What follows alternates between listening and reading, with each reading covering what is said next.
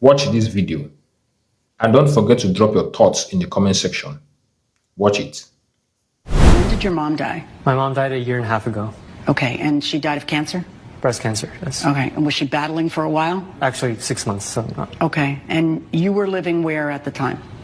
During the time I was still living in Hollywood, I was commuting back to Hillsborough from Hollywood every 2 weeks to come see her. Tell me how this agreement that's the subject of this lawsuit comes about.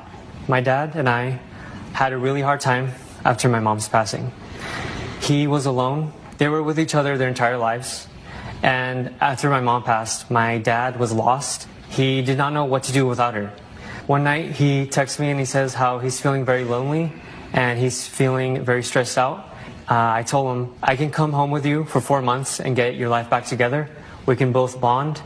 However, I'm going to be stepping away from my acting career. So I asked my dad if he can pay me $3,000 a month for 4 months. For you to comfort him? But what was the point of you going for 4 months? I believe it was a good time for us to bond and for him to get back on his feet. Were you going to have some role in his life besides bonding with him?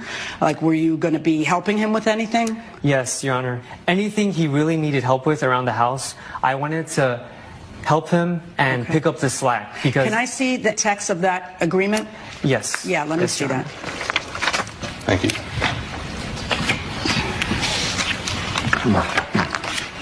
Damien, I feel so, this is on May 14th. Damien, I feel so lost without Julie. My heart feels empty. Dad, I can drive this week and help you out. What if I come for 4 months and help you get your life back together? I can take care of organizing your finances, cook for you. Are you a good cook? Your Honor, I'm not. Okay. But I was willing to learn to have that bond with my dad. So I did everything I could. Clean the house. Are you good at cleaning? I tried my best, Your Honor. Okay. Help you purge, run errands, drive you to choir practice when you're tired, anything else you need. That would be really helpful, son. And then a little bit later that same day, May 14th, I have to let my agent know because she locked me in for a few films. But you're more important to me. I'll need some money to cover my rent in LA and car expenses. To which he answers, are you sure, son? I don't want you to lose opportunities. I'm happy to give you 12 grand for 4 months. I can pay you 1 month at a time. Thanks, Dad. I just need to find someone to take care of my mail. I'll be there May 16th. All right. So it worked for everybody. And how's the first month go? Your Honor, the first month went very smoothly. I cooked as best as I could for him. I cleaned. I took. What does that mean? I cooked as best as I could for him. What does that mean? I learned recipes on the internet. I learned. Did you cook every night? Not every night. And how many times a week did you cook? I cooked about 4 times a week. Okay. And then what? How about cleaning? Did you clean? I did clean, yes. Was there a cleaning person that he hired that kept coming? She stopped coming for that month because I said I was going to do all the cleaning, but she was hired back after a month. Something goes down. What is it that goes down? Yes. I come home one day from grocery shopping and I see someone approaching my dad's house. And I think it's a lady who is lost. My suspicions before this, Your Honor, I would hear him speaking talking on the phone with someone in the middle of the night. With someone from choir practice. Is this while your mom was alive or after your mom had passed? This was during my mom was alive. She was dying at this moment. And it was what time of the night? About 2:30. What did you hear them saying to each other? I heard my dad saying how much he misses this person and how miserable he is at home. Did you ever confront your dad about that? I didn't, no. Okay. Fast forward to you're living there for a month. You come back from grocery shopping and there is this young lady. Is that correct? Who's sitting there? Yes, Your Honor. Walking up to the house, and what do you say? I ask her if she's lost because I've never seen this person before. This is a complete stranger to me. My dad opens the door. My dad embraces her and gives her a hug and a kiss. In the mouth? Yes. This was in June? Yes. When did your mother pass? On May 13th. Okay, so this is a month after your mother had passed. Yes. And did she have luggage in her hand when she arrived at your dad's house? She did, Your Honor. And what do you say? I do flip out on this, Your Honor. What's the age difference, Anthony Ruckus, between you and this young lady? Just say the number, and then you can tell me how age is not just a number. But first tell me the number. 35 years. 35 years. And how old are you? I'm 25. Okay, and how old is she? 25. So she's literally your age. All right. And now you say what at that moment? Everybody standing outside still? Yes. And So what- my dad introduces me to her And what does he introduce her as his girlfriend. And this is news to me. My dad had never told me he had a girlfriend, and that's when it all clicked. This was a person my dad was talking to at 2 a.m. in the morning while my mom was dying. Right. I was absolutely livid, Your Honor. And I could not believe my dad could go behind me and my mom, and then my dad tells me she's moving in. A complete stranger I don't even know is moving in now. What is it you say out there?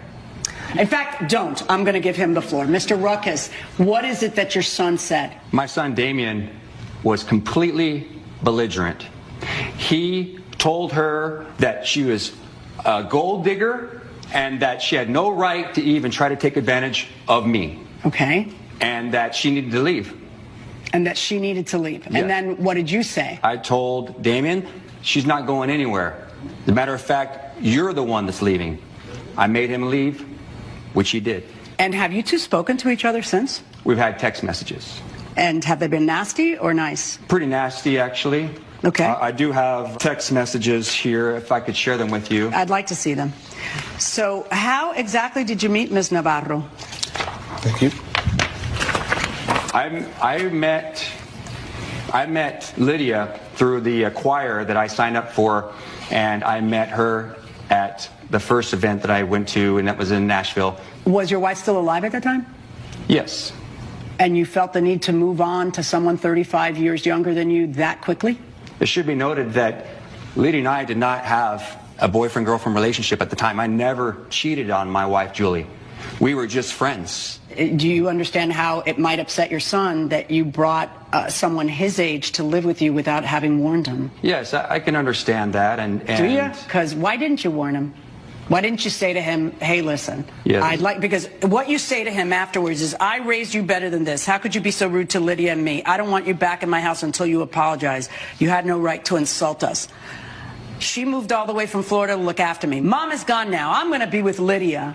I mean, you can't be a month and pay homage to the woman who you had a child with and who you were with since high school? Like, you understand why he might be angry, right? Yes, I understand why he'd be angry, but I know Julie.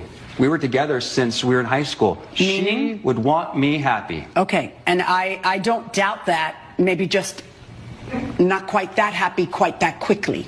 Maybe. I don't know.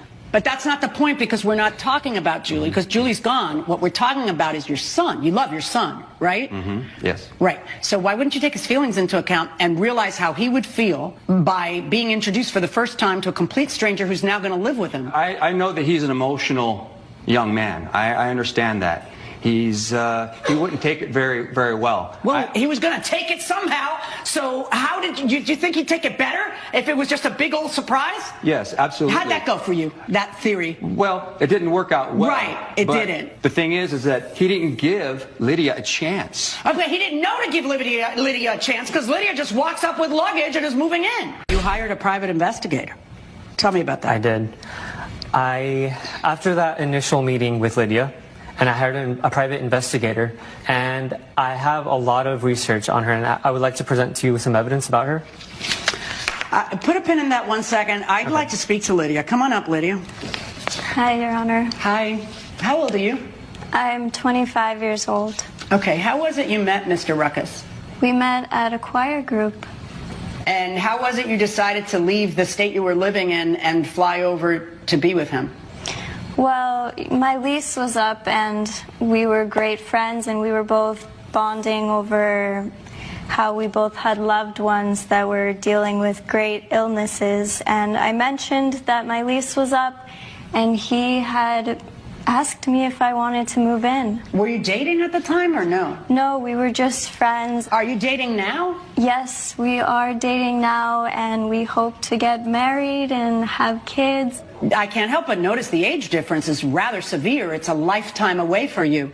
Did you want to comment on that at all? I was always attracted to older men She's a as they're communist. more mature. Tell me about, according to you, you hire a private investigator, and your private investigator finds out that indeed she is always attracted to older men, correct? Yes, Your Honor, and I have evidence to prove to you. Let me see that. Thank you.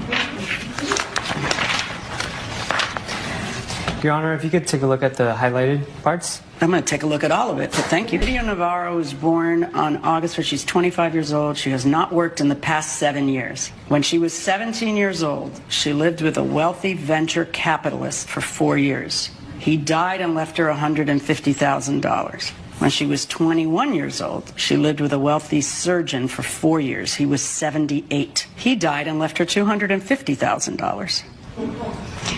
Did you know about that? Yes, Your Honor, I knew about that. That was not a problem for me. Ooh, well, that's a pretty good detective. He changed his primary beneficiary from his son to Lydia. Did you do that?